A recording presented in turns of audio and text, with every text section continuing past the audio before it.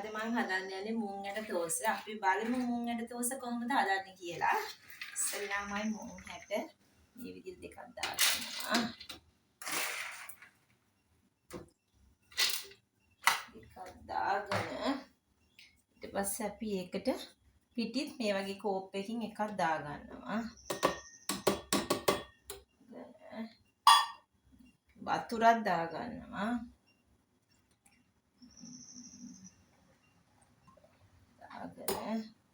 අපි චුට්ටක් ඇඳකින් චුට්ටක් එහෙට කලවම් කරගමු චුට්ටන්නේ නැත්තම් අර පිටි ඇලෙන්න බලනවා. කරලා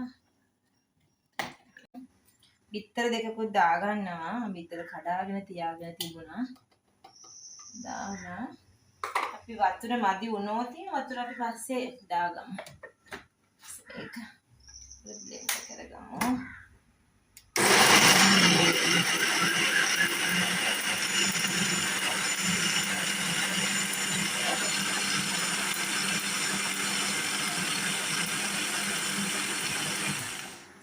මුං ඇට ටික හොඳට බ්ලෙන්ඩ් වෙන්න ඕන. බලමු දැන් කොහොමද මුං ඇට බ්ලෙන්ඩ් වෙනවද කියලා.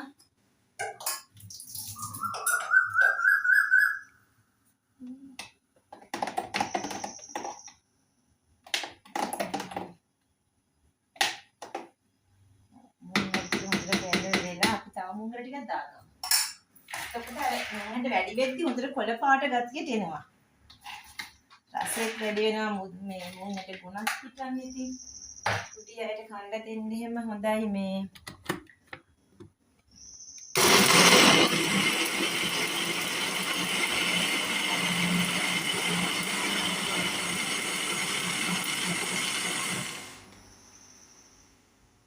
අපි තව වතුර ටිකක් දාගමු. මොකද අපි මේ මුං ඇට එකතු කරපු හින්දා මේ වතුර ටිකක් මදි වගේ. අපි තව වතුර ටිකකුත් දාගෙන ලුණු ටිකකුත් තව දාගමු. දැන් බලමු කොහොමද කියලා.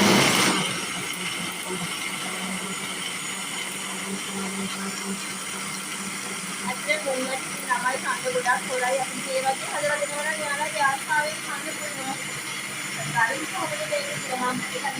මේ වගේ කෝප් එකකට දාගත්තා. මොකද අපිට ලේසි මෙතන කට අර උල වගේ තියෙන හින්දා අපිට අර ලේසි දාන්න පෑන් එකට.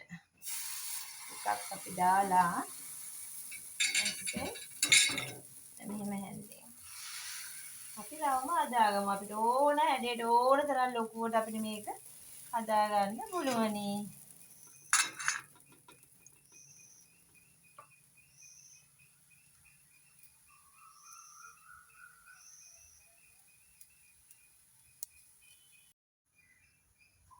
දැන් අපි අනිත් පැත්ත චුට්ටක් හරහා ෂෝක් එකට ගැලවෙනවා.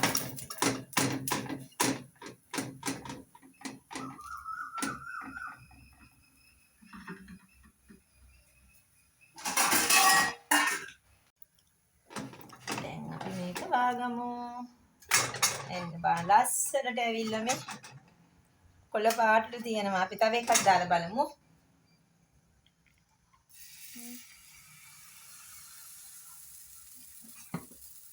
ඒකත් අර කලින් විදිහටම එහෙම හදාගමු අපි.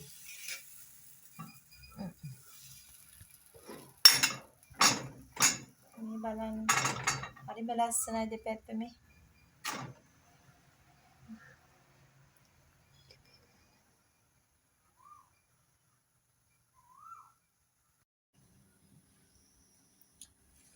ඉතින් යාළුවනේ මෙන්න මගේ මුං තෝසේ.